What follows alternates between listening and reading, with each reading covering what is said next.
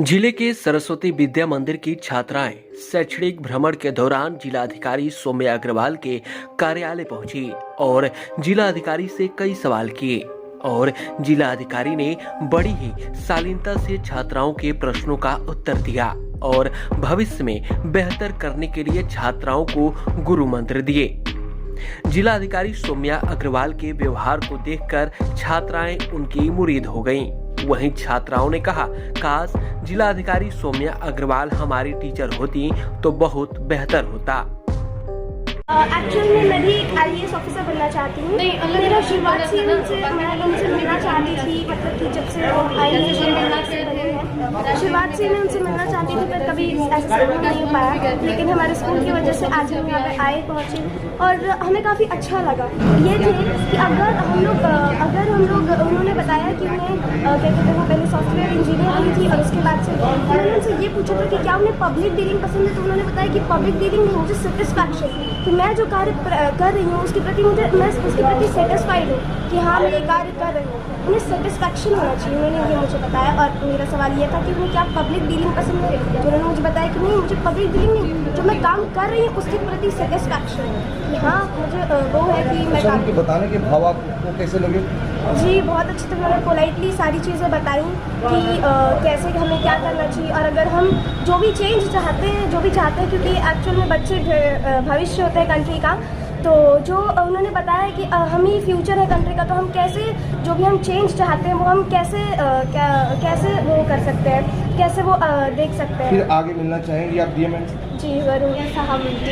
हम मैम से मिले क्योंकि ये पहला एक्सपीरियंस है, तो हम काफ़ी नर्वस थे कि हम मैम से क्या बात करेंगे, कैसे पूछेंगे।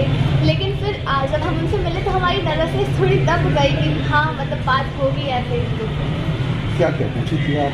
जैसे मतलब हम भी पता हम इतना तो जानते हैं कि UPSC बहुत मतलब वो एक डिफ़िकल्ट एग्ज़ाम होता है, टफ होता है, तो उसी के बारे में उनसे थोड़ी जानकारी हम लोग ले रहे थे। उसके बाद बलिया हमारा जो है उसमें क्या क्या अवेयरनेस ज़रूरी है हमारे, जैसे हम लोग एज ए स्टूडेंट इस अपनी बलिया के लिए या गवर्नमेंट की ओर से क्या कर सकते हैं अपने बलिया के लिए। मैम ने कैसे बताया? मैम ने बहुत ही पोलाइटली हमें ये समझाया कि मतलब जो चीज़ें हम अपने आसपास देखना चाहते हैं उसके लिए सबसे पहला कदम हमें ही उठाना पड़ेगा कि हम अपने लिए अपने सराउंडिंग्स में वो अवेयरनेस लाएँ। जैसे कि गंदगी वगैरह, तो हम लोग अपने घर पे बात करें कि उतनी गंदगी हम लोग ना कहीं करें कि मतलब जो कचरा है वो कचरा बेटी नहीं जाए। अगर मैम एक शिक्षक होती तो कैसी होती? अगर मैम एक शिक्षक होती तो बहुत अच्छी होती, उनके स्टूडेंट्स भी बहुत आगे जाते क्योंकि वो बहुत पोलाइटली सब बताती हैं। क्या आपकी मैम अच्छी शिक्षक नहीं? मेरी मैम अच्छी शिक्षक है, ऐसा मैंने नहीं कहा। वहीं जिलाधिकारी ने बताया, कभी मैंने टीचर बनने की नहीं सोची, लेकिन 2 बच्चों की माँ हूँ, मैं एक शिक्षिका भी हूँ, मुझे बच्चियों से बहुत लगाव है। उन्होंने कहा कि बच्चों के भविष्य को अच्छा बनाने के लिए हर समय मैं कुछ नया करने के लिए अग्रसर रहती हूँ। मन में कभी ऐसा नहीं भाव उत्पन्न हुआ कि आप भी एक शिक्षिका बने? शिक्षिका बनने का भाव तो कभी उत्पन्न नहीं हुआ, परंतु ये मैं जो है 2 बच्चों की माँ भी हूँ, और जब आप एक माँ होते हैं तो शिक्षिका अपने आप ही बन जाती है। तो आई गेस बच्चों ने शायद वही देखा हो।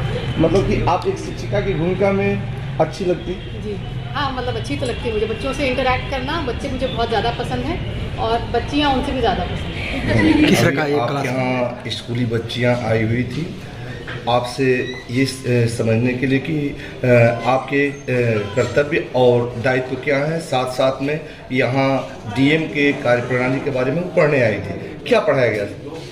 आज यहाँ पे सरस्वती विद्या मंदिर की जो है वो बच्चियाँ आई हुई थी और उनके द्वारा जिज्ञासा व्यक्त करी गई कि DM के क्या कार्य होते हैं, और वो इस रोल को समझने आई थी।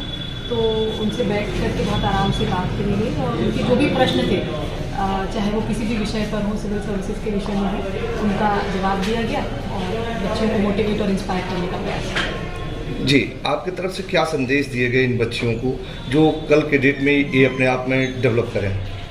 बच्चियों के दो मुख्य प्रश्न थे कि वो क्या कर सकती हैं सरकार की मदद करने के लिए, और सिविल सर्विसेज के लिए अगर वो अपेयर करना चाहें तो उनको क्या करना चाहिए। तो उनको बच्चियों को यही बताया गया दैट सरकार की मदद करने के लिए that they should be the change that they want to see, और वो अपने में बदलाव लाएं जो वो समाज में देखना चाहती हैं।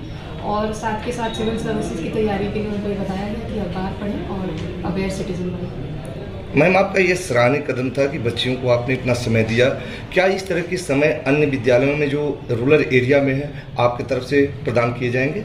हाँ बिल्कुल, कलेक्ट्रेट में जो भी मुझसे मिलने आता है उसको हम लोग पर्याप्त समय दे करके और उनकी जो भी जिज्ञासाएं होती हैं वो दूर करी जाए। मैम, रूरल एरिया के बच्चे यहाँ तक नहीं आ पाते हैं, इस स्थिति में क्या प्रशासनिक अधिकारियों को उनके तक पहुंचाकर उन्हें भी यह प्रशिक्षित किया जा सकता है कि जिलाधिकारी से लेकर उप जिलाधिकारी तक के क्या दायित्व हैं और उनके प्रति क्या सम्मान होने चाहिए?